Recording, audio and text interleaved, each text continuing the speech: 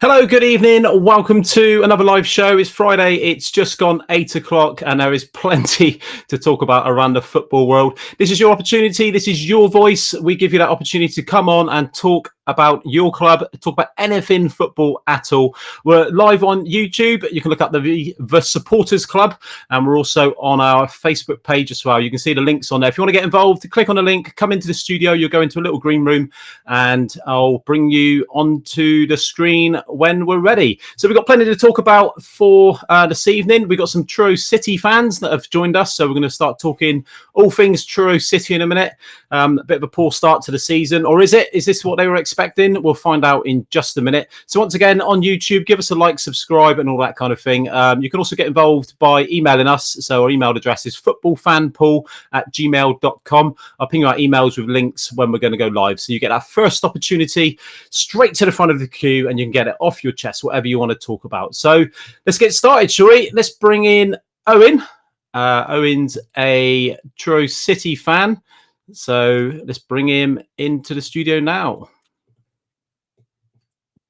Hi, Owen. Lad. How's it been? Yeah, not bad. You doing all right?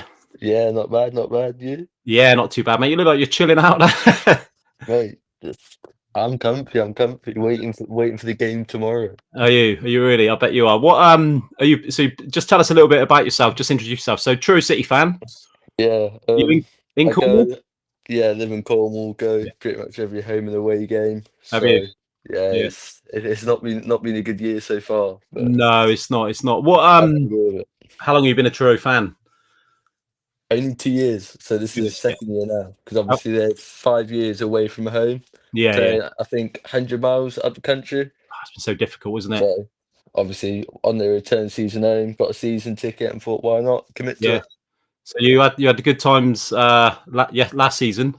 Yeah, last year was mint. This year this is football. It's that roller coaster, isn't it? I mean, so what? Let's get stuck straight into it, shall we? What were you kind of expecting for this year? So before a ball was kicked, what was your hopes? I mean, not dead bottom, to be honest. I was thinking we could escape relegation. I'd give it at least that. Yeah. And we ended that season really, really good, and then our star player left, and we've got nothing up top. We need a striker. We can't score. No. So you watch any Truro game, we dominate the ball. We're a good side, but up top we got nothing to us. So no, Tyler Harvey he was the man for a few years now, isn't he? But is he the answer? He needs some help. He can't do it all by himself, and we're not looking fit enough for National League levels, in my opinion. Okay. Do you think the manager would have known this before going into the season? Is that something that you're disappointed with? Or? Yeah, I am, to be honest. I mean, John Askey, he's got promoted in the National League before. He's gone up into League Two. He's taken on these clubs. Yeah. He was supposed to. He always goes on. He knows this league. Yeah. But you are questioning him. Like, obviously, he's done bits for the club, and you can't get any better than him. But something needs to change, otherwise we're going down. 100%.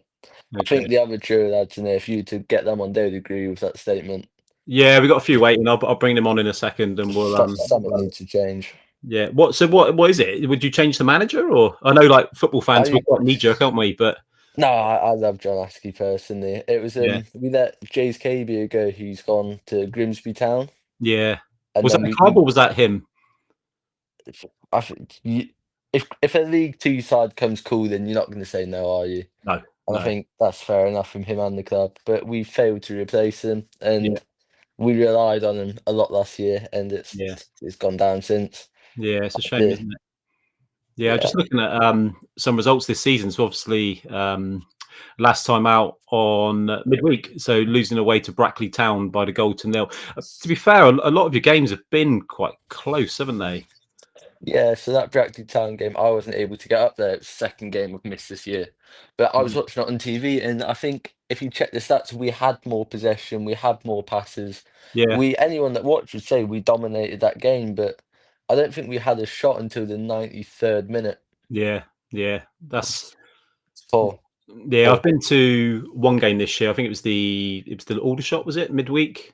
Aldershot Yeah, down 2-2, and I was quite impressed, to be fair. Box to box, I thought you did all right. It was just inside the boxes where you kind of let yourselves down a little bit. You had a little bit of naivety towards the end, 2-1 up. Kind of could have had a penalty. I think you went down a bit too easy. And then literally a minute later, you're kind of picking the ball out of the net, where kind of chasing the third goal, where I don't know, I don't think you really needed to be fair. no, I mean there's Truro fans which can give a better opinion. I've only supported the club for 2 years, Yeah, but I'm viewing it as I'm blessed to watch National League football. Like yeah, it's a great experience. But yeah. if we were to get better in that, we signed a new striker today, Oh, you have? and Who yeah, have you got in? ooh, I can't remember his name, but No. hopefully he'll solve some problems, and we'll see tomorrow. Yeah, He has he could got he league could be the turning experience? point. Or Yeah, he's played for I know it was York. okay. I think he played for Barnsley up in League Two, Oh wow. Okay. and another National League side, which I Yeah. can't remember the name of. Okay. And we also signed Rakeel Pike as a striker, but he's been out injured the whole Right. year, pretty Okay. much. So Yeah. it's not ideal, is it? No, well, fingers crossed for tomorrow. It's a what is it? Home against Yeah, home Morecambe. game. Yeah, and obviously they're struggling. They almost got Oh, what happened to them? They were borderline not a club. They got brought out last minute, if you Oh, of course knew they about were, that. weren't they? Yeah, that was it. That was Yeah.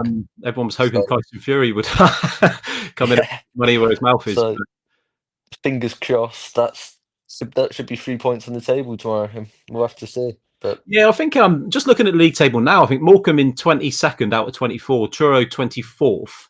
Morecambe have played 3 games less, so they've played 8 games. They've won 2. They're on 7 points. So a win for Truro tomorrow will put them on 7 points, and it will really kind of close that gap up. It's still close, then, isn't it? It's the old yeah, get a couple of wins and I mean, we've got two close games now. We've got Morecambe tomorrow, and then we've got Woking next week, who I think are also yeah. borderline relegation. So Okay, it's these next two games are important. We've played out of the top 10. I think yeah, we've played seven of them. yeah. That's a tough So start, isn't it? the season starts tomorrow, really, in my eyes. If we can get a Absolutely. point and get going. Yeah, I think it's whatever level you're playing at, it's that your own little league, isn't it? Whether you isolate, you mean the bottom 7 or 8 teams, and think right, as long as we pick up points against these teams, they're your 6 pointers, aren't they? Um, Yeah, and like you said, with Morecambe and Woking both coming up, they're both in the bottom 4. They're the ones. You mean you get 6 points out of those two. You know, it's easier said than done, but you get the 6 points out of those two, and it's a completely different outlook, then, isn't it? You start looking up rather than do you know what I mean? Everything's a bit more positive, but. yeah. I think tomorrow's such an important game. If we can win that and then go into Woking with that momentum, Mm, almost like knowing we can win games and we can score goals, yeah, it will do bits for the season. If we can get 2 wins on the bounce, it's yeah. that season's completely different already. But Absolutely, absolutely. All right. oh, What we'll do is we'll bring Finn in. So we got Finn. If he's gonna come up. Nope. Is that link working? No, it doesn't seem to be working at the minute. I'll see if I can bring. We got Finn. I'll send Finn a text quickly if you want, see if All right. No see if worries. he's Yeah, about. no worries. I'll bring someone. I'll bring someone else in. We've got Aidan who's standing by, so I'll bring Aidan in. All right. I'm not sure what football team Aidan supports. Aidan, are you Truro?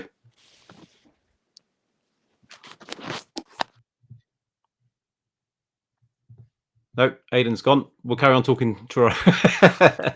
So he's saying that he is there. All right. Okay.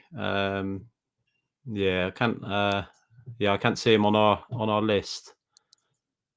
No. Okay. We'll carry on talking Truro for a minute if you want. Yeah, Yeah. your choice, mate. Yeah, that's right. Sorry, we've got Finn. So Finn's there, ready to go. So we'll bring Finn in. All right. Thanks, Owen. Right, lovely speaking to All you, right. mate. Good luck for tomorrow, mate. And Thank you. anything you want to get off your chest, click on the link, get involved, and join us, mate. Will do. Take care, buddy. Hello, Finn. Hello, Finn. Can you hear me?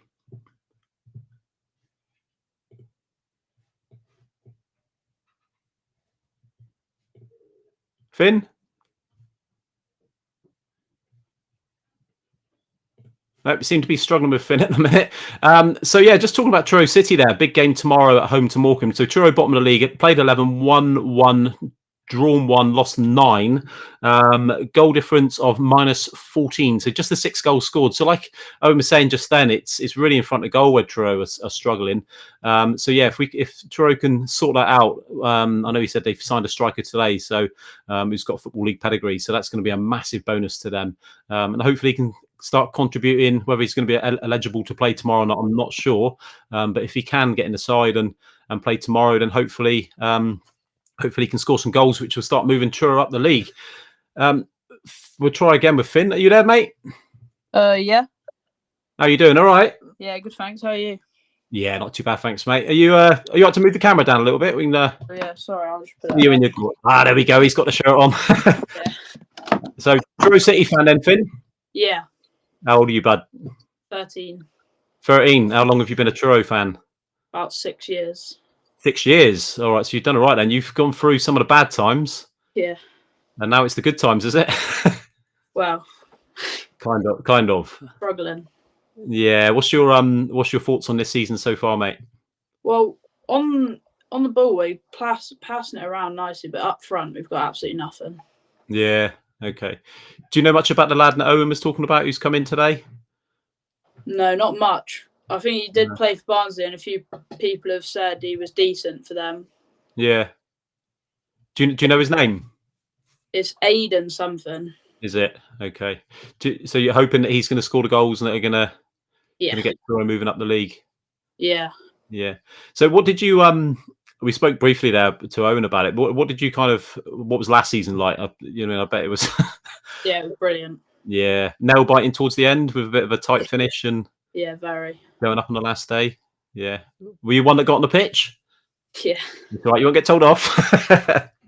What was that like to experience that? Oh, it was brilliant. Yeah.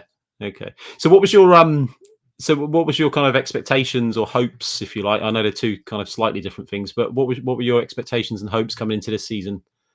Really, just to stay up. Yeah. Okay. That's the only thing anyone's really wanting at the minute.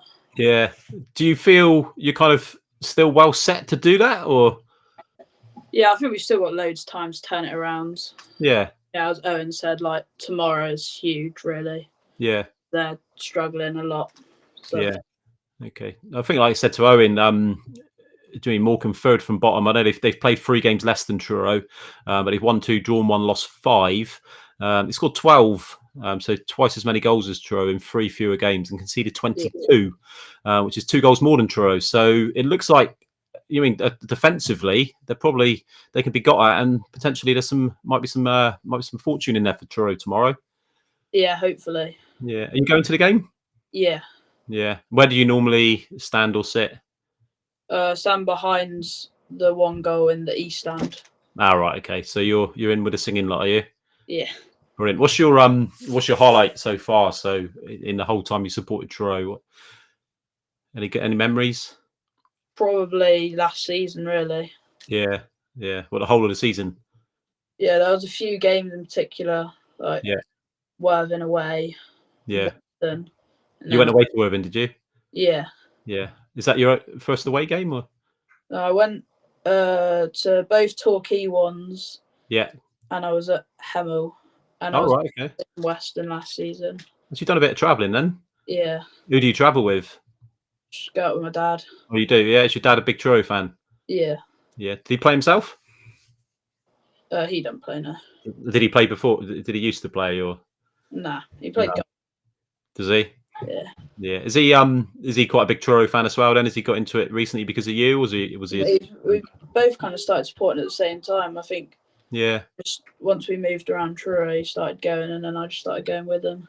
Yeah, I think it's a good football club, isn't it? It's obviously had the ups and downs over the last few years, and obviously being out of the county hasn't helped that. But now I think the club is just looking for stability, really, aren't they? And kind of just staying up. Maybe 2 years ago, I think they played about something like 15 games in about 3 weeks, didn't they? To stay up, to go from that to kind of getting promoted on the last day of the season last season to where they are now. I think it's been phenomenal. And it's great. And the attendances have been good as well, haven't they? Yeah, been above 2,000 so far. Yeah. Yeah, that's brilliant. I think the whole of Cornwall, I think maybe Pirates, potentially the rugby club, get maybe more than that sometimes, but yeah, I think it's certainly the most well supported club. definitely. Just off the top of my head. Sorry. Definitely. Yeah, definitely. So what do you think tomorrow then? What's your prediction? I think we can win 2-1, hopefully. You think so, yeah? Yeah, I reckon if we can just put our chances away. Yeah. We've got this one player who can dribble past every defender, but he just shoot for his life. Yeah. Every shot miles wide or over. So yeah. if we put the chances away, then we can definitely win. Who's that? Which player? Dominic Johnson Fisher. Oh, right, okay. Was he play out wide, is he? Yeah. Yeah, brilliant. So do you reckon the new striker will get a start tomorrow? Or is he going to be potentially off? I don't think he'll start tomorrow, but I reckon he'll start on Tuesday night against Eastleigh. Eastleigh, is that a home game? Yeah. Yeah. That'd be a league game, would it? Yeah. Yeah. Just looking at the flicking through the table now. So Eastleigh are 14th. So they're probably on the cusp of that kind of league that Owen, we were talking about with Owen. If you can kind of keep in touch with the teams around you in your own little 6 or 8 team league, and pick up the points against those teams, then that would stand you in good stead, I think, wouldn't it? Yeah, definitely. So we've had probably one of the toughest starts in the whole league. Yeah, absolutely. I think it's always going to be a tough season, though, isn't it, mate? You look at, I'm just looking at the table now. If you look at Forest Green, Rochdale, Carlisle, Scunthorpe, York, Southend, Hartlepool, that's just the teams in the top kind of 10. Then you look at like Halifax, Yeovil. They've all got real good kind of football league pedigree. So it's not just on the field; it's kind of off the field where their kind of structure is set up for that higher level football. And even like Southend, do you know what I mean? I think they're regularly, even at the minute, kind of pulling 8, 9, 10,000 crowds, aren't they? So I think budget-wise, they're going to be. Have you heard much about the club? I think the club's up for sale. Is that right, Truro? Yeah, there's like 70% of it up for sale at the minute. Is it? Yeah. Is there any kind of rumours? Anyone looking to come in and invest? I don't think so. I think the old owner might be interested, but I don't know. Yeah. Was that Pete Masters? Yeah, he's been on the Facebook group a lot, posting and stuff. Right, okay. Is he kind of posting as somebody who's looking to get involved, or maybe just as a fan or somebody? He just posts like, get the numbers in like before every match, and he posts after every match and stuff, which he never really used to do. So. Oh, right, okay. So he's a bit more involved now, and yeah. Would you like him to come back in, or? Yeah, well, I've definitely probably got the smallest budget in the league. Yeah, I think so. Yeah. I think you need. I think maybe a couple of Hollywood actors is what you want, isn't it? Yeah. Like Wrexham. I think I've always said though, like I know when the two guys took over at Wrexham, I've always felt that someone like Truro would be perfect for that kind of takeover. Because I feel if you can get momentum in this area, we've never had a football league club. Do you know what I mean? Playing like the National League, where Truro now is the highest level that anyone's ever played. I think if we can get a football league club down here, I think the momentum that would gather, because there's still so many people that go out with the county to watch football. Go up to like Argyle and Exeter and stuff. Yeah, that's it. Well, if you go around if you go past the local railway stations in Cornwall on a Saturday morning, it's full up with people making their way up to watch Argyle. So I think do you know what I mean? If you can kind of gather that support and that momentum behind Truro, which it's kind of heading that way at the minute anyway with the increasing crowds. Yeah. I think it's all kind of primed for the football club to go on from strength to strength. But so who's your favourite Truro player then? Who do we kind of go on a Saturday looking forward to watching? Probably Yassine Anaya Yeah, where does he play? in midfield. What, centre mid? Yeah, What kind of a player is he? What does he do? he just runs around, really wins every ball. Does he? Yeah, Yeah, brilliant. Is he like attacking? Is he or? he's just box to box, really. He does it Is he all. really? Yeah. So what with Oxlade-Chamberlain? He's been in and out of the side the last few weeks, isn't he? From being kind of like a first was right back last season. Last season, he was probably like one of our best players. Yeah. And then this season, a lot of the time, he's just not really looked like he's bothered. Right. Okay. Do you think was he linked with anywhere in this? Because I know he signed quite late in the summer, didn't he? He was linked with a move to Barnet, I believe. Barnet. Okay. Yeah. And are they same league as Truro? They've just gone up. They've just gone up. The League Two. Ah, right. Okay. Yeah. But he signed very late, and then he just hasn't really looked too bothered since we started the season. Is he really? Do you think he's because I remember seeing a while ago there was an interview with the guys who manage and coach the Cornish Pirates Rugby Club, and they were saying that they signed a lot of players.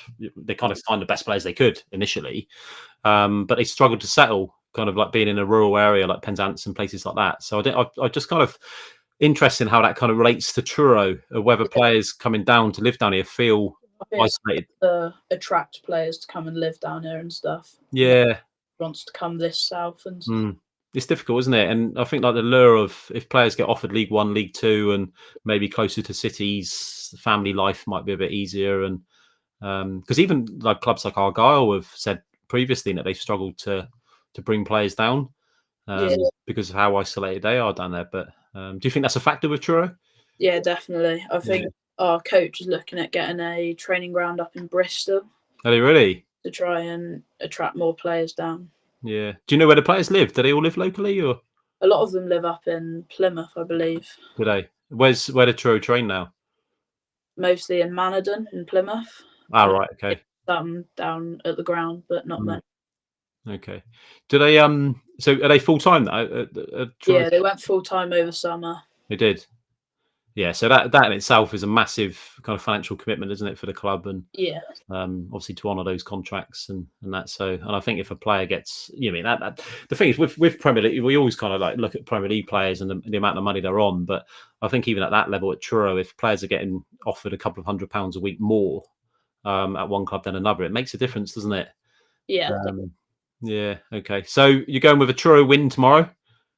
Yeah, fingers crossed. Yeah, you got a pre-match routine, have you? Have you got somewhere you're 13? So I don't assume you're in the pub having a few beers before, but I usually I meet my mates and then we just walk over. Have you got a group unit go and? Yeah, ideal. Do you live near the ground? About a 30-minute walk. Wow, that's not too bad, is it? Fine. All right, ideal. Well, thanks for coming on, mate. Yeah, cheers. All right, if you see the links, so you want to get involved, we do quite a few live shows, so get involved. Talk about Truro, get it all off your chest, have a rant, mate. It's all for football fans like yourself. All right. Cheers. Top man. Best of luck for tomorrow. All right. Thank you. Bye. Cheers. Bye bye. Yeah, that was Finn there talking about Truro City. So we've had a couple of Truro fans on now. Finn and Owen talking about Truro at home tomorrow against Morecambe. So if you want to get down and watch the game tomorrow, then do so. It's over at the Truro Sports Ground. We're going to see if we can bring in Tommy, who I believe is waiting. Is Tommy gone? Yep. No, Tommy's not there. So yeah, if you want to come on, we're on YouTube.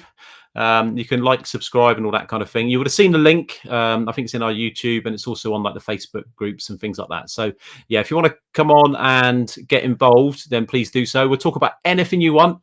There's loads and loads of football this weekend, isn't there? All across the board, all the leagues. We've had a couple of guys on already. I thank them for that, talking about Truro City. So very much looking forward to that, and it is a massive game tomorrow for them. They are at home to Morecambe, who very much changed themselves. Nearly went bust, didn't they, in the summer? A lot of talk about the takeover and things like that. So a big, big game for them tomorrow. So we've got that to look forward to. Right, we've got a regular customer, regular visitor too. She's laughing already. I can see her in the background. Let's bring in Kerry. How are you doing, Kerry? Hello. Not too bad, thanks. You've woken me up. That was good. Interesting. I normally have the reverse effect. I normally put people to sleep. So just for everybody watching, Kerry, just let us know what team you support. Spurs, obviously, the mighty Spurs. Spurs. So Kerry's going to come on, and what you're going to talk about? Spurs, I suppose, is it? Yeah, of course. I Go just wanted to know, though, that was quite interesting chat about Truro, because I know nothing about them, really. How much is a match nowadays for Truro? I think, yeah, you buy it online. If you buy tickets in advance, I think they're a little bit cheaper. About 17 quid, I'm guessing, something like that. It's around that, give or take a pound or two. But yeah, I think it's about 15, 17 quid, something like that. So it's anyone watching that hasn't been, I recommend it. It's the ground is very impressive. The facility they've got there compared to what it looked like a year or so ago is the work they've done there is phenomenal. It's really, Yeah, really because I good. don't even know where they are now, because Right. didn't they put a supermarket there, didn't they? Wasn't it? Yeah, that's- yeah, Regular they're- houses, something. Yeah, I don't know the ins and outs of that. If any Truro fan wants to come on and talk about that, they can. Yeah, I know they were down there at Truro Road, which is where they were for years. I believe, Kerry, Tottenham opened Truro Road back in 1978-ish. Okay. So yeah, I think Tottenham went down and played. They brought the team down. It was around then. But yeah, so sorry. Blimey. Yeah, so that closed down. I think they sold it up and they moved out of the county. This is where they struggled a little bit. They played at Plimpton or somewhere like that, Plymouth Parkway or wherever it was. And I think they even played at Torquay and even further afield than that. But yeah, they're back home now in the city. They're playing up at the Park and Ride at Langgarth, near Milestone. Oh, they are up over there. Is that where the stadium for Cornwall is supposed to be, around Yeah, it's there? on the same site. Oh, Yeah, okay. so yeah, just off the roundabout where the park and ride is. Just head into the park and ride site. Really, you can park in there for free. I believe it is on a match day. And then Okay. just follow the signs to the sports hub. So yeah, it's really impressive. The pitch is immaculate. It's really, really. They've done a lot of work up there. I know Gary Andrew. I know he was the groundsman last year. I'm not sure if he is this year or not, but I know Gary personally, and he's done a fantastic job up there. And yeah, it's a good football club going in the right direction. So somehow, if they can stay up this year, I think they'll go on from strength to strength. So, and if it is up for sale, hopefully that's not hanging over them for months on end, and hopefully that gets done and people come in with the right intentions and take the club on. But so go on, Ed, what do you want to talk about Tottenham? Yes, if I can get my dog to shut up. That's all right. Shush. Go in a different room and gone. Yeah, you're right. Yeah. Oh, hold on one of his, please. Right. Okay. So Wolves are home tomorrow, 8:00 kickoff. Yes, that's good because that'll be on Sky, won't it? So that'll be good. Yeah, that's the Saturday evening kickoff. What do you think of these kind of like not just Tottenham but all football clubs really? These random kickoff times we seem to be I having. know, and it's getting like it's the World Cup now. Sometimes you have like 3 matches in one day, don't you? And I think I can't possibly sit there for the whole day and watch football. I mean, I could do that quite easily. But I thought, no, I've got chores and stuff to do. So, but it is weird, isn't it? It must be weird for fans travelling about as well that late on a Saturday night. Isn't great, is it? And on Sundays as well. Sometimes there's been late matches starting on a Sunday. Yeah, I remember Tottenham. You know what transport's like on a Sunday at the best of times, isn't it? Isn't it? I just think it's almost like the leagues these days believe that every fan lives within like 10 miles of the stadium, which is very much not the case. And there's no kind of consideration. It's all for TV, isn't it? I get it that they pump in millions and whatnot and billions in some cases into these clubs to broadcast these games, but I just feel that, do you know what I mean, there's got to be a bit more consideration for. Do you feel that if football kind of got rid of the 3:00 live ban, if you like, where games can't be screened at 3:00? Me up the wall, that does, honestly. It gets me so frustrated. I know it was brought in years ago where they kind of said that if people would stay in and watch the old First Division or Premier League games on a Saturday at 3:00, they won't necessarily go and watch like your Truro Cities and things like that. Do you think that's the case? No, not at all. No. Because my team is Spurs, so I'm always going to watch Spurs. Yeah. And likewise, if people are following Truro, they're always going to go to the Truro match, aren't they? Yeah. So I think things have just moved on now, and that's just something that doesn't even need to exist anymore. It's ridiculous. Yeah, yeah. Football tends to hold on to these kind of traditions, don't we? And I think more and more Yeah. need to kind of to go with it and say, look, we'll just start screening games at 3 o'clock and see how it goes. But it'd be interesting to see what fans of other clubs. I know it's easy as fans of Premier League clubs to say, look, I want to see our games at 3 o'clock on a Saturday, but it'd be interesting, like some of the Truro guys, if anybody supporting Truro or any other club really lower down the leagues, if they want to come on and just give the opinion of whether they feel if they did start screening games at 3 o'clock on a Saturday, would that affect? Would they go to games? Would you mean if Man United or maybe not Man United, but if Liverpool were playing Arsenal on a Saturday at 3 o'clock, would they stay in and watch that rather than go and watch their local club? I don't know. I don't know. If you want to get involved, then we're on YouTube. Then please do. Just click on the Facebook links or anything like that you've seen. You can email us, which is footballfanport@gmail.com, and you'll be the first right at the front of the queue. I'll send you emails, and you can keep up to date with whenever we are live. If you are watching on YouTube, please click subscribe. You'll start to see our live feeds and things like that. So, what did you think tomorrow, then, Kerry? So, if we talk about the Spurs, what do you think tomorrow? How do you think the game? We're playing Wolves again, isn't it? Is it Yeah. away or is it at us? At home at Tottenham. Oh, at Tottenham.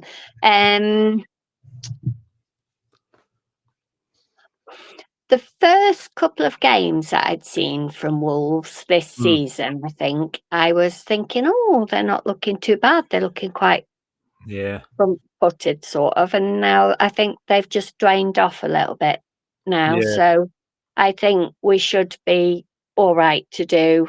I'm going for a 3-0 again, I think, because 3-0. Frank's getting good at keeping our clean sheets for us, isn't he?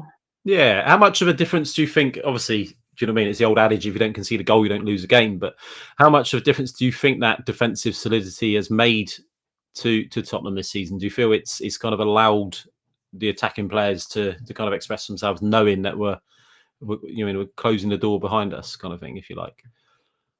I think it's just maybe the different tactics, isn't it? Because I don't know, we were supposed to be quite defensive in midfield was the idea, wasn't it? And then we will be able to kick on from midfield, really. So in theory, it doesn't get past your midfield. So, but it's hard to know, isn't it? Because with Ange, it was so many injuries, wasn't it? I mean, wasn't Romero and Van de Ven were hardly paired all season, were they? And now Frank has got them paired constantly, hasn't he? So it's hard to tell, really. But it does make sense. If you shore up your back, then obviously, like you say, the forwards are more confident. They can just kick on and they don't have to worry about going backwards.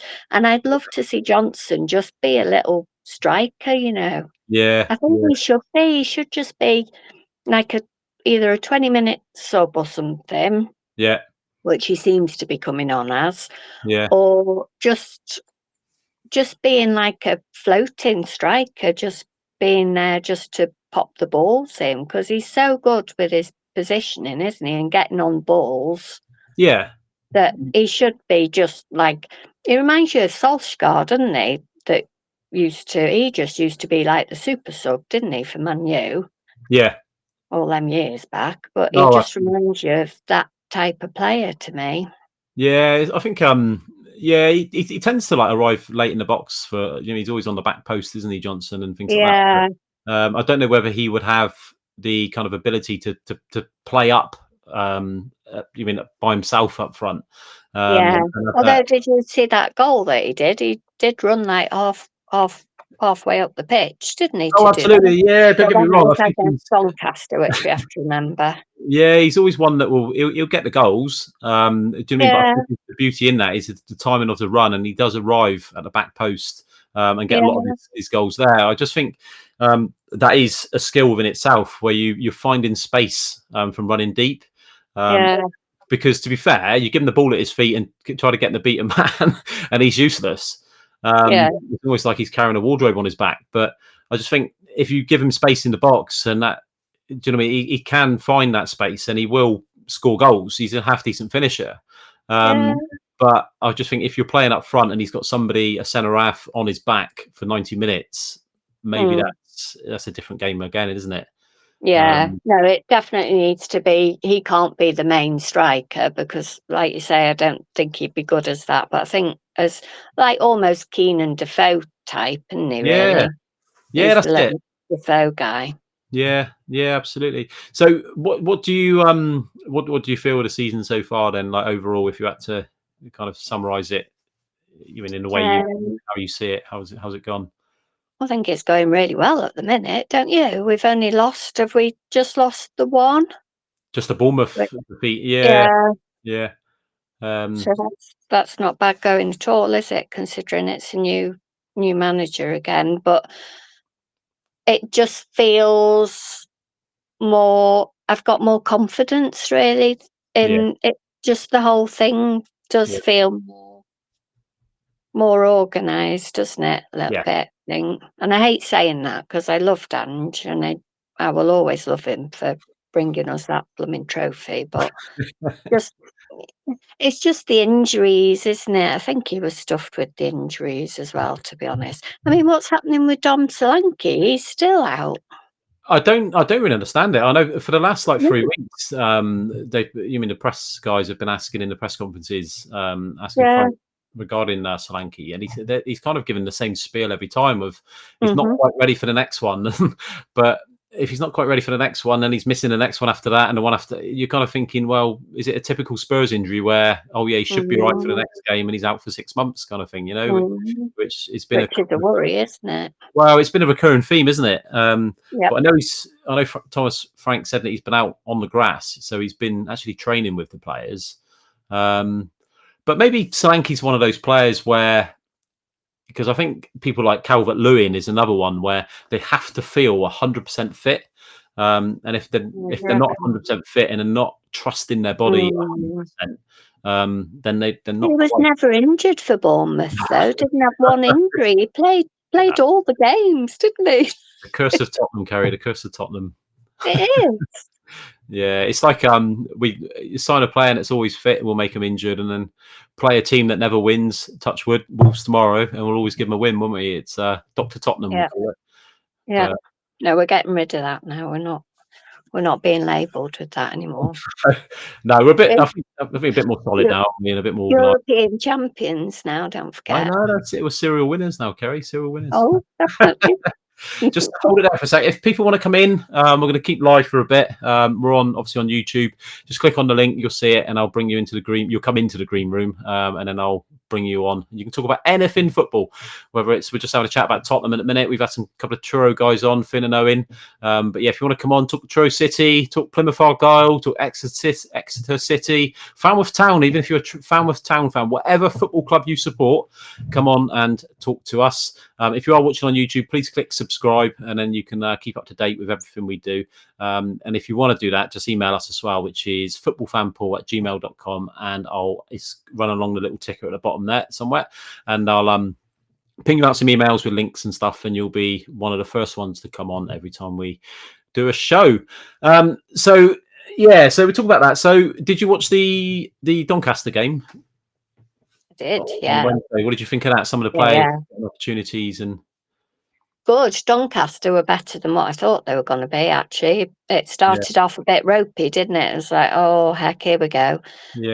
But no, I think we were good. I mean, the amount of chances that Portel had, he just needs one to go in, just like a Squawky goal, doesn't he, to go in to get him kicking off, really. Because he was in all the right places, and his head doesn't go down, does it? No.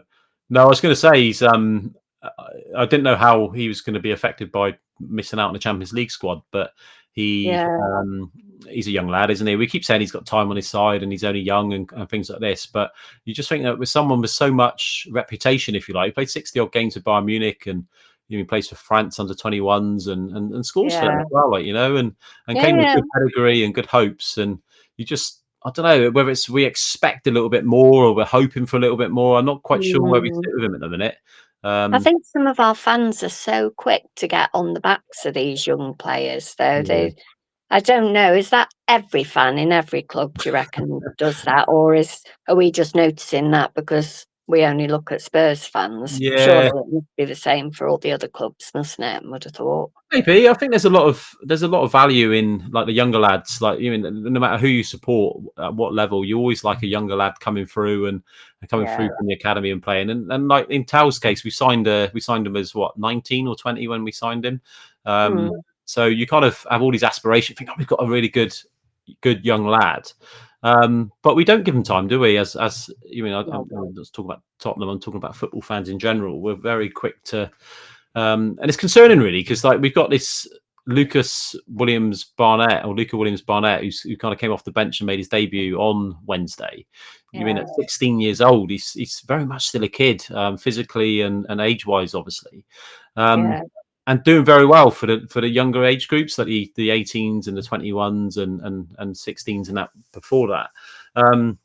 Where I think social media is such a big part to play in it now, where a lot of these players, we know everything about them even before they turn up on the bench. You mean everybody And knows about him, and they've literally been brought up on social media as well, haven't they, from birth now? So they are going to be interacting with everybody on social media, whereas some of the older players didn't really get into social media, so they weren't bothered. But now it's kind of like, I see Jed Spence is quite prolific on there, isn't he? So think, oh, is somebody sort of monitoring what they're putting out and stuff? I think they do have training on it and stuff now, because that's all a big part of football now, isn't it? Really, the outside media and the online, like, hatred and all that, isn't it, on Twitter and that? They must.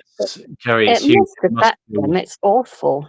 It must be a nightmare, like especially for the younger players. If you're thinking they're coming through, they're on their X and Facebook and TikTok and whatever they're on. It must be so easy to react to fans, because there are a lot of keyboard warriors out there that will sit behind a keyboard. They'll give a player absolute pelters for missing a penalty, misplacing a pass, something so trivial, like, and you can really, you see, like, you mean Brendan Johnson had it, didn't he? He got He went off social media for a bit, didn't he, because of all that? I think. Yeah, it can really affect, you mean, the players' mental health, performances, and nothing good would come out of it. We all like a rant. Do you know what I mean? We're in the stands or watching on TV, but it's when you take it to that next step. Do you know what I mean? But social media, it's a good platform. It's brilliant. Do you know what I mean? I think fans are more involved and know more about football now than what we ever did. Yeah, definitely.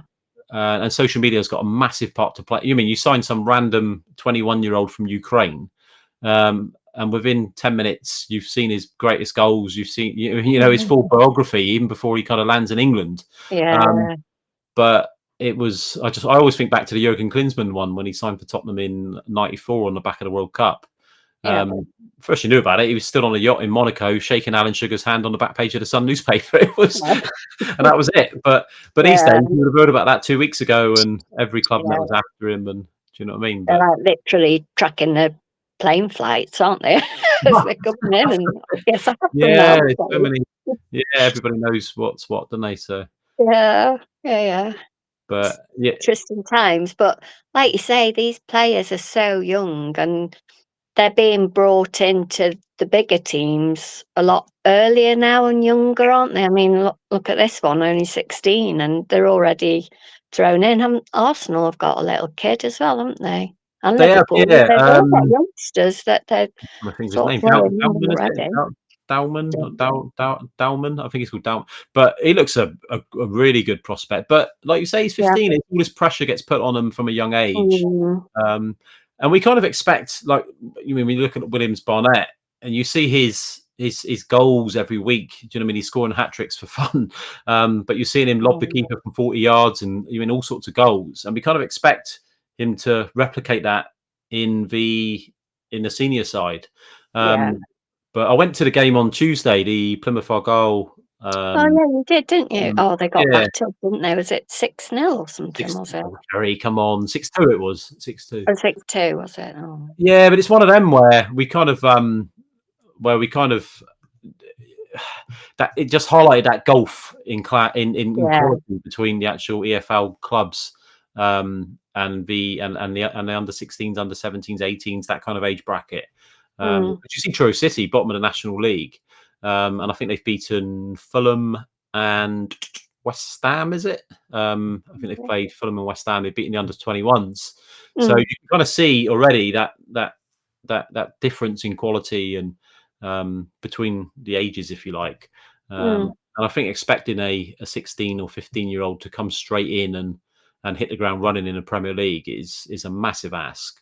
Yeah. It is, isn't it? Yeah, and they're very, you get that innocence of youth, don't you? People like Wayne Rooney when he came in, but they are the exception to the rule. Yeah, and their bodies are actually still developing, aren't they? Like the shape of them and stuff. They're just still literally developing as human beings. Well, as well. Wayne Rooney was a middleweight boxer as a 16-year-old, wasn't he? He was Yeah, he was. he was a bit of a tank, but so yeah, be interesting to see how it goes. I think maybe it was Thomas Frank took the opportunity. He saw the opportunity to stick a couple of kids on the bench and gave one of them. Well, that was always the idea of these early stages of the cup games, is to try and bring through your youngsters, but to do that you need to be like 3-0 up or whatever. But he did take a risk, I thought, because we were 2-0, wasn't it, when he started? And did he bring them on? It was quite a decent time, I thought. Was it like 10 minutes, was it, they still had before he started making his changes? So I thought, all they have to do is get one back and then they've got the momentum, and then your penalties or whatever it would have been. Does it go straight to penalties these rounds now, don't they, I think? I think they do, actually. Yeah, I think they've scrapped the, haven't they? I don't know whether they bring that in at a later stage, like semis. What do you think of that rule, whatever you call it? I kind of get it. You know what I mean? Footballers and managers are always moaning about playing too much football. And I think it opens it up for the upset a little bit more. How many times have you seen a lower league team take a Premier League team or Championship team or whatnot to extra time, and then, do you know what I mean, that fitness and that just maintaining that concentration levels, which is a big factor. The extra half an hour does take its toll, and ultimately they end up losing. But go straight to penalties, it's that lottery, isn't it? But it just doesn't give as much opportunity, depending on the draws of the smaller clubs attending the bigger clubs, because that's always the massive thing for them, isn't it? But that's it. I mean, I suppose it's still look at the draw, which home tie you get and which way tie you get. What do you think the chances are? We've got Newcastle next then, haven't we, in it? Newcastle away, that's going to be a tough game, isn't it? That's a very difficult place to go. I think it's one that neither team would be happy with a draw. I think Newcastle are going to be. I think if we spoke to Newcastle fans, they would obviously be more confident being at home. But I think it's one that they would much rather have played somebody, from the Championship or below potentially. But yeah, definitely. It's always a good. I've been fortunate. I've been to Newcastle twice. We won. I bet that's a good atmosphere, isn't it? There. Well, you're so far above the pitch level in the away end. It's something like flights of stairs or something. It's ridiculous, but it's you need a pint of Newcastle Brown when you get to the top. But it's we won 4-0 the first time we went, and Chadley scored a couple. And we lost 6-1. I quite liked him as a player. Didn't half have good strike on him, didn't he? He was all right, yeah. And the second game we lost 6-1, which was the last game of the season. I don't remember that one, but yes. Just what's your there, Kerry? I'll open it up to others if they want to talk about it. If you want to come on, click on the link, get involved. It will bring you to a little green room. As soon as I see people come in, we'll bring them in. There's been a couple coming in and going. But if you want to get involved, talk about your club, talk about anything at all, just to steer the conversation a little bit, Kerry. There was a lot of talk this week about Hugo Ekitike. I don't know whether you saw the game against taking his shirt off. Yeah. Which I know it's a rule, but he did have a shirt on underneath, so does it really matter? This is what I was going to say. So obviously you got the second. For those that may not have seen it, so Ekitike was already on a yellow card. He scored what turned out to be the winner in the game when he beat Southampton 2-1. So he's gone and celebrated. He's taken off his Liverpool shirt and he's got an Under Armour kind of, if you like, on under. It's like a plain red T-shirt, wasn't it? Yeah. So what's your opinion on that then? What do you? Well, feel? it's the rule, isn't it, that you're not Hmm. supposed to take your shirt off. So I suppose it's rule. But in the excitement, mind you, though, he's more experienced than that, isn't he? I suppose they should learn to control their excitement. But I didn't really see a problem with that. I can see if they take it off and they've got nothing underneath their shirt, then yes, that's So you're probably a against no that, are you? nowadays. Although they do it at the end of the match, don't they? They take the shirts off sometimes. Yeah. So. Do you think it's an issue because it's a, like, do you know what I mean? If they take their shirt off and they've got a Under Armour on under and it's carrying a political message or something like that? Yeah, no, that's a no-no. They shouldn't have political messages or anything like that.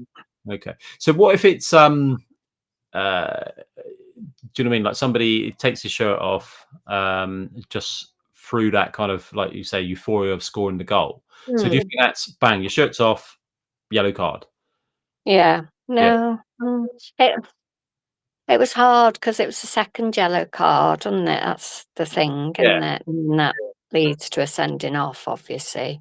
But what do you feel it's more like if because taking their shirt off, they're removing the sponsor, if you like? Do you think it's kind of, Is that what the whole rule is supposed to be? Is that why I don't it really is? know. I'm sure if you looked into the Premier League rules and all the football rules and whatnot, there will be an explanation for it. But it's just interesting. That's a fair point. I mean, he should really be kissing the badge and all that, which is what most players do, isn't it? Yeah. It's a strange one. I don't know. It's just one I wanted to throw out there because it's been spoken about a lot this week, and there's been a lot of opinions where, like you said, to start with, there he's taken it off. He's got a red Under Armour on under, so there isn't no issue. But then he is taking his shirt off. So what is? I mean, why do they even do it? I don't understand why they do even do it. I saw somebody on social media playing devil's advocate not long after he got booked, actually, that evening, and they said, well, if he took so it's never going to happen, but hypothetically he's got a long-sleeved Liverpool shirt on, all right, who scores a goal, he takes the shirt off, but underneath he's got a short-sleeved Liverpool shirt on. Yeah. What happens then? Well, it's like somebody would always come up and be clever. Sorry? Yeah, that's the good question, isn't it? it? Does he get booked for taking it? It'd be interesting to see what the actual intricacies of that ruling are. But, could you imagine VAR playing that one back? Oh, to work their way out for it. That would be funny, that one. It's an interesting one, though, isn't it? It is, yeah. What's your thoughts about it? I just think it needs to be consistent right across. If they're saying, look, if you take your shirt off, then it is the yellow card. If you don't take your shirt off, it's not, obviously. But I don't know why I'm guessing somebody somewhere has whipped the shirt off. There's a message underneath which carries some sort of political slogan or something. That's a definite no. Yeah, that's probably where it's come in, and then it's left open to interpretation. Because if you said, look, you can have something on under, and take your shirt off as long as you're just, if it's a happy birthday, mum, no problem at all. But it's carrying some sort of political message, then who's going to sit there and is it up to the referee to interpret to decide whether that message is political, whether it's controversial, whether you can have that message but you can't have that message, and then it's that consistency from game to game. Do you know what I mean? I think they've just basically said right across the board, look, take your shirt off, yellow card. Well, what's your thoughts about taking your shin pads off then? Because did you see that one? One took like a peachy coloured shin pad off, didn't he? And sort of held that up. I couldn't see what message that was on it, but that must have been something. Kerry, did you see that one? I've seen all sorts down the years. People have taken shin pads out. There was a guy, I forget his name now, he played for Fulham, Facundo or something like that. That name's ring. I don't know why that's coming into my head, but there was a Fulham player that took a mask out and stuck a mask on he had like a mask tucked in his sock. It's just a bit, I don't know. I don't get it, but footballers, eh? Yeah. Okay. So, so we're going through. So, if anyone's watching, we'll wrap this show up in a bit. But unless anybody wants to come on, if you want to come on and talk about your football club, talk about anything football wise, then go for it. So you're going for a 2-1 win tomorrow for Tottenham? No, 3-0. Oh, 3-0. Sorry, you went 3-0. So, what do you think? 2-1. I've gone 2-0 on that one. I do a YouTube short once a week. So basically, I predict the football results. I'll go through them in a bit, but I predict the results for the weekend. And I've gone 2-0 to Tottenham in that one. But last week I did very well actually. I think I got 5 out of 10 right. The actual scores right. So I was quite pleased with that. And a couple of them that I got wrong were actually the right outcome. Like I predicted a 1-1 with Newcastle and it was 0-0, but and things like that. So. Yeah. So we'll see how that goes. So I think tomorrow we could be, because Arsenal don't play until Sunday. Tomorrow we could be second. Oh, just second. Liverpool still storming away, are they at the minute? Yeah, that's okay. We'll sit under the radar. That's all right. So Liverpool top of the league, play 5, won 5, 15 points. Arsenal second, so they've played 5, won 3, drew 1, lost 1, 10 points. We're on 10 points, played 5. Bournemouth on 10 points also. So they're having a good. I mean, considering we lost to Bournemouth, it just shows what kind of a good season. They're very good, aren't they? Yeah, I do quite like Bournemouth. They're quite entertaining to watch as well. I think there's a nice little cluster of teams like Bournemouth, Fulham, Brighton. They're good teams to watch, aren't they? Good managers. Even Brentford, haven't struggled quite as much as I thought they would after their team's been decimated, haven't they? And we've obviously got their manager and half the coaching staff as well. Yeah. So they're doing quite well. 17th for the minute, Brentford. I think they. So played 5, won 1, drew 1, lost 3. So goal difference -4. Okay. So they've only scored, but they scored 6 goals out of 5 games. Which I think if you take players like Visser and Buemo out of the side, who's it, Norgard that went to Arsenal, the defensive midfielder. I think he was club captain as well, I believe. So you take those 3 players out of that side, they're going to feel that, aren't they? And obviously, then they could potentially go down. Then they could do, they could do, yeah. We've got somebody called Big Ben sitting by, so we'll bring Big Ben in a minute if Ben wants to come in to talk. But so we'll wrap that up, Kerry. Good to see you again and speak to you. All right. We'll have another live show again next week. So if you can join us, then do so. Hopefully your 3-0 comes true tomorrow. It'd be nice. Definitely. Up the Spurs and all that. All right, take care. All right. Thanks. Bye. Bye. Kerry. Cheers. Take care. Okay, that was Kerry. Kerry's a regular visitor, contributor to the show. So thanks to Kerry, a big Spurs fan, supported Spurs for many years now. And along with her husband, Jay, both been on many Spurs trips with us as well. If you want to get involved, we'll stay live for a couple of more minutes. We had Ben there, but if Ben wants to come on, then do so, mate, and we'll get you on straight away. I was just saying about the predictions. I do put a little short out on YouTube once a week ahead of the big games. Last week, quite successful on that one, actually. I'm a bit gutted I didn't put a bet on it. I would have done all right on that lot. So I've gone with, let's have a little look, shall we? My list. So tomorrow, the 12:30 kickoff. Brentford at home to Manchester United. I've gone with a 2-2 there. I feel that Brentford at home are quite solid. I know they'll be looking to bounce back from a defeat against Fulham last week. So Brentford, I've gone with a 2-2 draw at home to Manchester United. Leeds at home to Bournemouth tomorrow afternoon. I've gone 1-1. I think Leeds at home are strong. Bournemouth, I was very impressed with them when they came to Tottenham a couple of weeks ago, winning by 1-0. I think Bournemouth are going to cause a lot of teams problems, where maybe a few years ago Bournemouth would have been a tap in, you say 3 points, pick them up, blow the final whistle and on we go. But I think Bournemouth away from home, good side. I think they're going to get a 1-1 draw away to Leeds. Chelsea at home to Brighton. I've gone with 2-1 to Chelsea. I think Brighton, much the same as Bournemouth, really going to upset a lot of teams this year. Brighton, a very good side. I know last week Tottenham beat them, but I feel Brighton good side, but I feel that Chelsea are going to pinch that one tomorrow by 2-1. Manchester City at home to Burnley. Unfortunately, Burnley haven't managed to replicate the defensive record of last season. It was always going to be tough for them, wasn't it, coming up from the Championship. Scott Parker, I do like him. Big Spurs fan, big Spurs man he is. Obviously played for Tottenham. I do like Scott Parker. But I feel Man City are going to win by 3-0 tomorrow. Crystal Palace against Liverpool. Crystal Palace at home, really good, strong side. That's going to be a tough game for Liverpool tomorrow. They've kind of limped for a couple of games, and they late goals and things like that. Whether we'll see another late winner tomorrow, I'm not too sure. I don't know. But I feel that Liverpool will beat Crystal Palace tomorrow by the odd goal. So I'm going for 2-1 to Liverpool tomorrow. But saying that, I would not be surprised at all if Crystal Palace won that game. But I feel Liverpool will sneak that one by 2-1. The 5:30 kickoff tomorrow. Nottingham Forest at home to Sunderland. Ange Postecoglou still looking for his first win as Nottingham Forest manager, but I feel Forest will get that win tomorrow. Sunderland, they've had a decent start. Just looking at the league table now, Sunderland are 7th actually. Played 5, won 2, drawn 2, lost 1. Goal difference +2, scored 6. Let in 4. So I feel Forest will get a win tomorrow. I've gone with 3-1 to Nottingham Forest. I think Ange Postecoglou at home. I think the crowd are going to be behind them.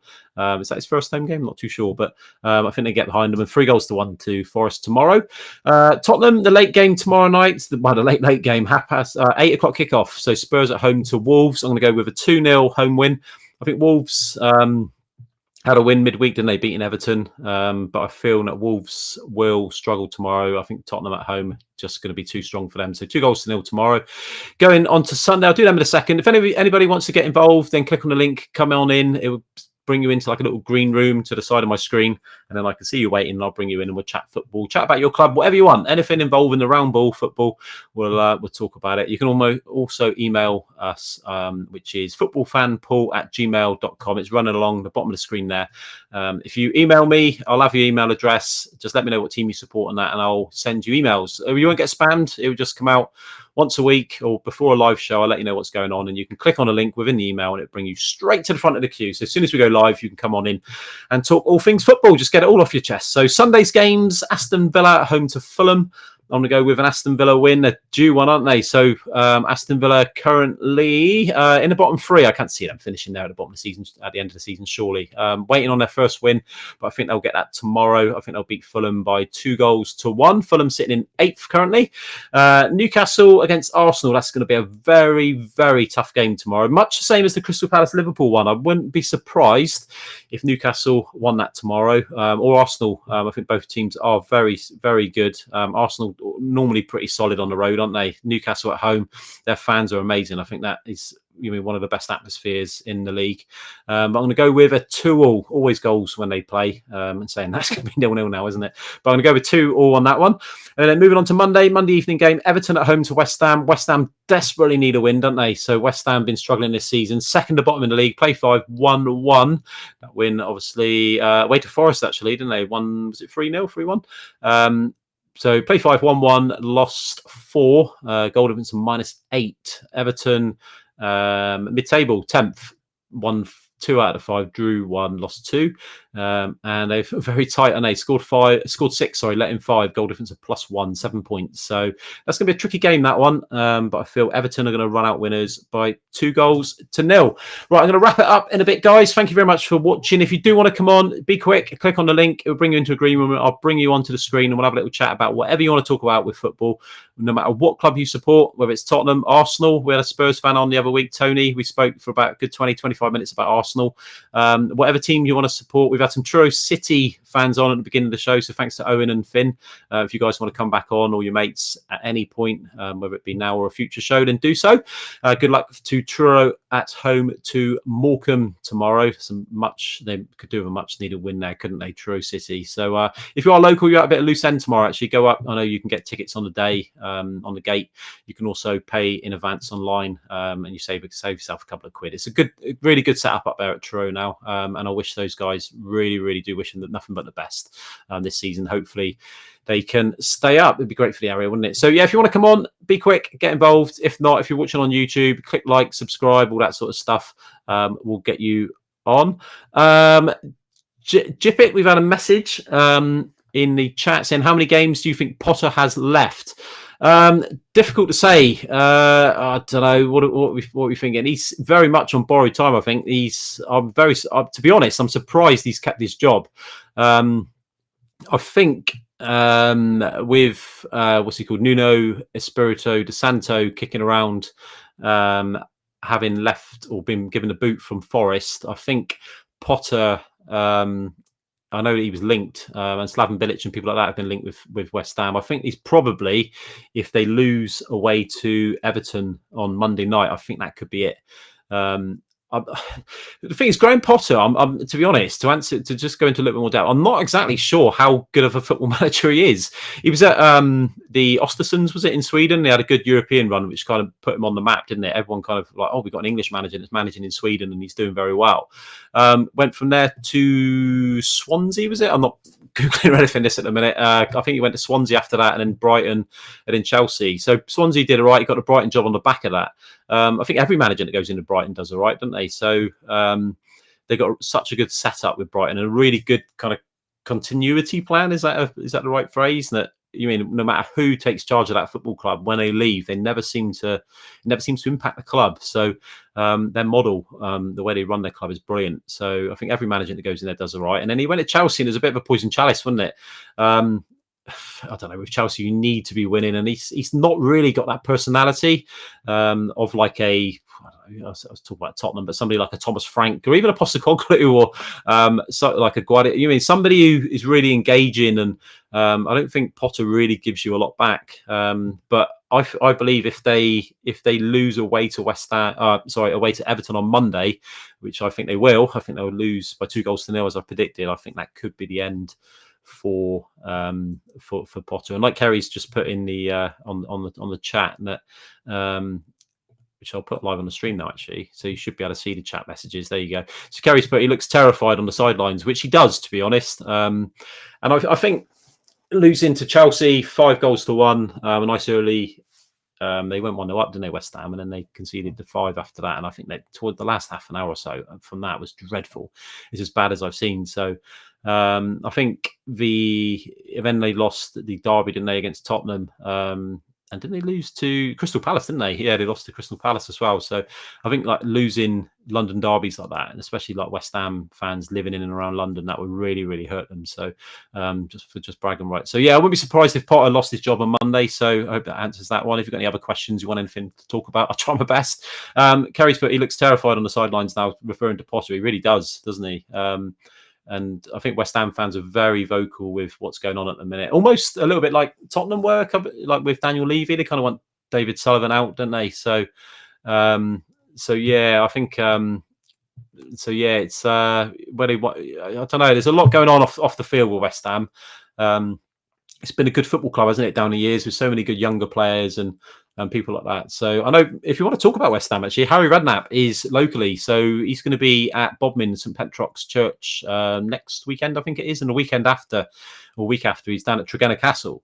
I'm actually hosting that one, so very much looking forward to sharing the stage with Harry Redknapp and talking all things football. We'll certainly go into his time at West Ham and where he had players like Joe Cole, Michael Carrick, Jermaine Defoe, Rio Ferdinand, people like that. They had such a good football academy there, haven't they? And which maybe we haven't seen so much recently.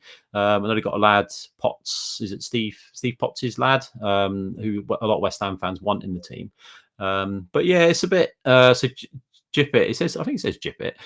It says, agreed. Nuno was done dirty at Notts and would do well in West Ham. Yeah, I think he was, mate. To be honest, I don't know whether Jippet's a male or female, but yeah, I think he was. Nuno was. It never bodes well, does it, when the manager starts coming out and talks about the owners and kind of airing that disconnect between manager and chairman or president or whatever role they've got.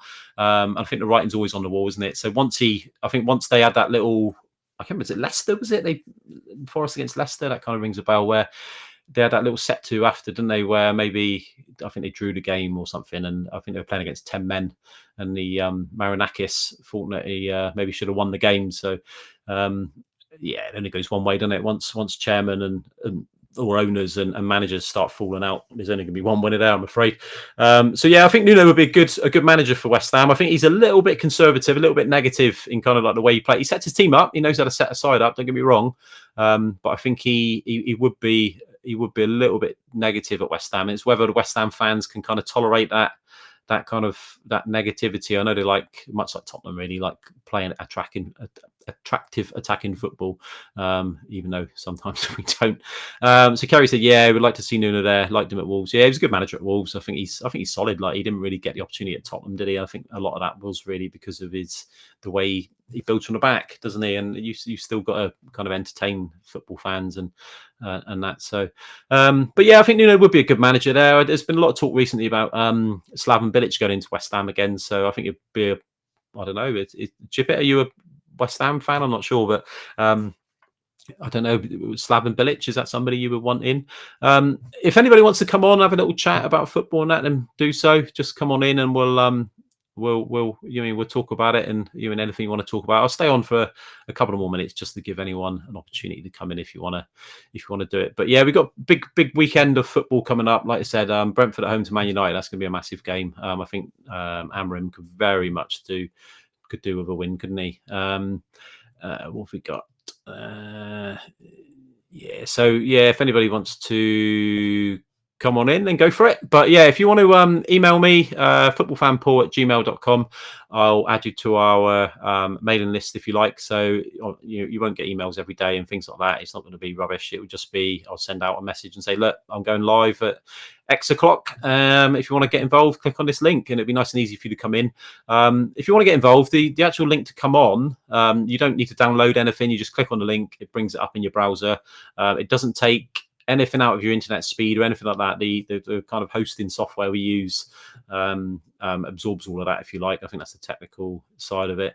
So Jippet said he's a Spurs. Absolutely not. I'm assuming it's a male. Absolutely not. I'm a Spurs fan. Just curious on your thoughts on the wider topics. Yeah, that's it, mate. Yeah, I don't know. It's topical at the minute, isn't it? Like I said, I think Potter will struggle to keep his job if he loses away to Everton. I don't know who they've got after that.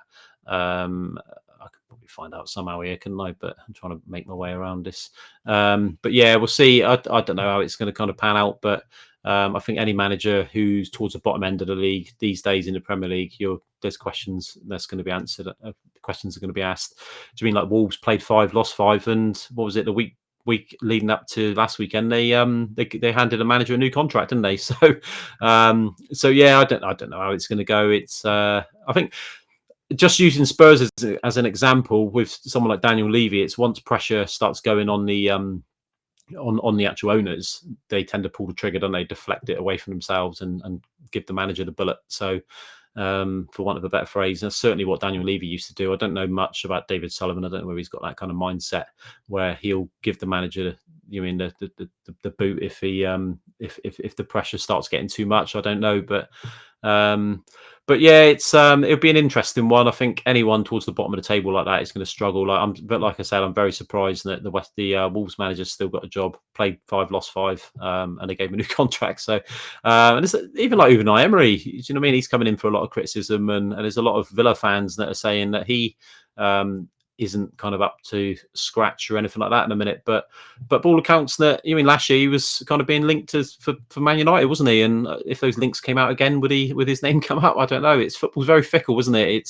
It's very much that whoever's the man of the moment is kind of like flavour of the month. But and Keith Andrews at Brentford, he's not had a great start, has he? He's only won 1 out of 5. So I think when you start getting around the 10 games, 11 games, the table really starts to take shape, doesn't it? You start to look at where your season's going. So maybe give it a couple of games and the pressure will be on. But right, I'm going to wrap it up there, guys. I hope you've enjoyed the show. I do release a lot of YouTube shorts and stuff like that. So Kerry's coming with a question. I'll answer that one before we go. What do you think of the takeover news today? Kerry's asked. So Tottenham have basically been linked with all this consortium in America. Basically, there's about a handful of businessmen from the NFL and like such sports in America who've kind of got together and kind of put this consortium together, if you like. When I hear consortium, I always think back to Chain Gang from Only Fools and Horses, where Dalboy put the consortium together to buy the gold chains off of Arnie. But a little bit more money than the 50 grand that Arnie wanted, but they've or the 10 grand or whatever it was. But yeah, they're talking about £4.5 billion, which is a lot of money. I don't know. ENIC have released a statement very, very quickly to say that they're categorically not going to sell the club. You never, you mean in business, in life, you never accept the first bid, do you? You mean you're selling your car and you want, I don't know, 5 billion and not 5 billion for your car, but you're selling your car for 10 grand and somebody comes in and offers you 8, you're going to reject it, or you're going to say it's not for sale. But I think every club's got a price. Every player's got a price. We'll see. I don't know. I think there's going to be a little bit more to run on this. I always get the impression with this kind of thing that no matter whether it's a consortium or whether it's a single buyer or whatever the situation is, they have to. They would have got a steer on whether a club's available or not. So I think when transfers happen, like for players, if you look at Isak, for example, there was a lot of rumours that were going around, and Liverpool were kind of sniffing around, and the £125 million fee came out pretty much straight away, didn't it? As soon as Liverpool showed their interest. If Isak had come out or given a steer earlier in the summer and said, "Look, categorically, I'm not leaving Newcastle. I'm staying at Newcastle," that interest and those rumours would have died straight away. I think it's the same with a football club. I think if people don't put consortiums together and gather a lot of money and put a plan together of this is what we're going to do without having some sort of indication that football club is available at some sort of level, if you like. So they've spoken about £4.5 million package where it's like a kind of £3.25 for the club, and then they're going to put just over £1 billion into the transfer kitty for January is what they're saying. Whether it happened before then, I don't know if it happens at all. So yeah, I think they would have got some sort of indication from someone, whether it be an intermediary or someone from ENIC or someone connected somewhere, that the club, look, we do have a price, and I think they're maybe just testing the water and seeing what ENIC where their stance is. So I think that's where we are at the minute. I wouldn't be surprised at all if news came out kind of, I don't know, in the next few days or weeks where another bid has gone in, a higher bid or some sort of package, because I think they're looking at buying, I think it's a 70% share, because I think there's a lot of shareholdings in that with the club. So I do know that Tottenham, because we are a limited company and on the stock exchange and things like that, so if bids are made, we have to release that to publicly. So I think that's is part of the rules. I don't know too much about the financial side of shareholdings and things like that, but I believe that is the case. So I think that's why Tottenham were very, very quick to come out and release their statement like they did before any kind of interest gathers traction and that. But yeah, I wouldn't be surprised if another bid came in. I think they probably are serious. If you're talking numbers like this and there is a consortium, then we shall see. But I think the guy who's fronting it up is I can't remember what his name is, but I'm sure they were talking today that he was like an ex-Ibiza kind of DJ or something. So at least we'll have some good tunes to play before the game. So yeah, we'll see how it goes. Kerry said she's not keen on having Americans take over. The one thing I am a little bit worried about actually is that when the Premier League vote on bits and pieces, so whether it's like rule changes and things, the number of you have to win by a 14 out of 20 majority. So a lot of like the rules around VAR and things like that, when they kind of bring them into the Premier League, all the chairmen and owners or whatnot, whoever the representative is, they sit around the table or on whatever they do it, and they say, look, we're voting on X, Y, and Z. So 14 out of 20 have to vote. Now I'm getting a little bit worried of the amount of American owners that are coming into the Premier League. Now there's going to be some sort of due diligence and some sort of overrule, I'm sure, from the Premier League or some sort of governance that will kind of look at it and say, look, for the good of the game, we can't accept that rule, if you like. So there's a lot of talk about the 39th game being played in America and abroad and things like that. American models, albeit the MLS and now having an MLS2, a second division, they very much don't have promotions and relegations. They just don't get it. They really don't. They're saying, look, why would you it's like a turkey voting for Christmas, if you like. They don't have promotion and relegations. And it's one thing they've kind of spoken about a lot. I know the guys who used to manage own Liverpool spoke about a lot about the jeopardy of relegation. So I'm a bit worried that if we have a 40, so if you imagine out of 20 Premier League teams, 14 of them are American owners, and all of a sudden they started voting that there's no promotions and relegations and this kind of thing. I think that can go a little bit awry. So yeah, I'll see how it goes on that. But yeah, I don't know. We'll see how it goes. But yeah, Kerry said she's not keen on Americans taking over. As long as it's not Trump, we'll be all right. We'll see how it goes.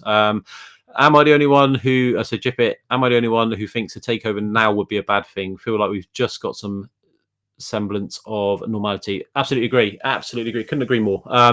Yeah, we've got, it's weird, isn't it? With Tottenham, we're never too far away from drama. We finally, we moan about Levy for years and years. You mean, whether you agree or not, a lot of the Spurs fan base wanted him out. He's gone. Whether he left or was given the boot or whatever, he's gone. Yeah, and then you kind of think, right, well, the Lewis family have kind of sitting there now and are saying all the right things. We've got a good manager. Everything's looking quite solid. We're serial winners now, aren't we? We've won a trophy. And now we're looking at a takeover. So I always kind of be careful what you wish for, is what I kind of say. In the hands of Enoch, if we go into January and start spending a bit of money and we've got that stability, all well and good, it will all come out in the wash, won't it? But with Daniel Levy, we kind of held him responsible for a lot of the bad things that went on with Tottenham, excuse me. And whilst recognising the good that he did. Yeah, so we wanted him out and we wanted a new owner, chairman, whatever. Let's see how it goes. I always think that for every owner you get, and that could be a Sheikh Mansour and turn us around to what Man City have done. There is also the owners like the Chancery, is it, that has taken over at Sheffield Wednesday. There's owners like that. So we could end up with an owner. I'm not saying it's going to happen, but we could end up with an owner that comes in and says, right, I think red is more lucky than white, brings more luck than white, because I know a lot of Asian owners and that and their beliefs is in that red is a lucky color. They could come in and change our football kit to red. So kind of be careful what we wish for, because you might just end up getting it. But we'll see. Kerry, Super League through the back door, potentially. I think the way the Champions League is kind of set up now with this 30-16 model, is it, where you're kind of playing 8 games rather than the 6. That's kind of moved a little bit towards the Super League. When he introduced that, I thought, this is the way we're going. But yeah, we'll see. We'll see. I think that Super League has got legs. I don't think that's the end of it. Especially people like Daniel Levy, who was very, very vocal and kind of was the first one to stick his hand up for that. So I think the Super League will come again. Whether it will actually happen, with a few more American owners, it probably will, to be fair. And there might be a compromise on that. They might end up saying, look, play some more games abroad. And we'll leave it at that. But yeah, we'll see. I think if we get Super League, that's going to ruin domestic football. I think the clubs chase money, don't they? Which is worrying. Transfer fees just keep going up. Wages just keep going up. That's another story. We can maybe do a whole show on that. But my opinion on that basically is that it's not sustainable. I don't think wages and transfer fees can go up together. I think we are seeing a model now of where we're seeing more free transfers. Players are running their contracts down, and it will happen. I think whether it's 5 years, 20 years, it will happen. Where we'll pretty much move to the American model, where there are no transfer fees. Players just sign a contract. That contract runs out, and then they move. You'll see it, these kind of numbers that they're talking about in Saudi Arabia, in the Saudi League. I think we will start seeing that over here for wages. But you'll see players at their peak moving on free transfers, letting their contract. They'll sign a 2-year contract that'll run out, and they'll go somewhere and they'll sign best part of £1 million a week deal. That will happen. I'm sure it will. But yeah, Kerry said, yeah, let it all settle down again now. I think it will. Right, I'm going to go in a bit. So if you want to come on and chat, then do so. Right now, you've literally got a minute to come into the green room. I'll bring you straight on. We'll have a chat. There's no one waiting there at a minute. I'm just answering questions basically. I do release shorts during the week. I kind of try to put them out every day if I can on YouTube, because it helps with algorithms and stuff like that. So yeah, I'm going to do that. So yeah, keep an eye out for them. But if you are watching on YouTube, please subscribe. You'll get notifications and whatnot through subscribing, and it helps the channel out as well. It helps us get more viewers is what we want. So yeah, this channel has kind of been going for a few weeks now, maybe 3 or 4 weeks. I'm just trying to push it because there's a lot of fan channels out there, but I just wanted to do a channel that gives, like the tag says, gives real football fans a voice amongst real football fans. Everyone here, I'm a real football fan. You can come on and just talk about it. You don't need to come on and talk about your club, talk about anything you want. So yeah, I'm going to get going in a second. Please email. So it's footballfanpaul@gmail.com. It's been running on the little ticker below. And I'll keep you updated. Send you the links when we're going live and things like that. I promise you I won't bombard you with emails and advertising and stuff like that. That's not what it's all about. It's all about giving football fans an opportunity to talk. So yeah, do that. Take advantage of it. Good luck to Truro City tomorrow. Give us a like, subscribe and stuff like that. We're on Facebook, so look up the Supporters Club on Facebook. You'll find us. I'm going to be going live on TikTok soon in the next week or so. I'm just waiting for I've got to wait 28 days. So that's once that's done, then we'll be going live on there as well. So we are also on Twitch. So it's been broadcasting on Twitch as well. So thank you very much to everyone getting involved. Owen and Finn and Kerry as well. I know Jippet has been on the messaging. So thank you to everyone. I know we've had quite a few watchers tonight. So thanks to everyone. And no matter who you support, no matter what team it is, best of luck for you for the weekend, unless you support Arsenal. Then no, best of luck to everyone this weekend. Enjoy your football, keep loving it, keep talking about football because we all love it. Everyone's got opinions, haven't they? So yeah, keep going. And but as well, best of luck to Truro tomorrow. We need a win, don't they? So yeah, best of luck to them. So thank you very much, and I will see you soon.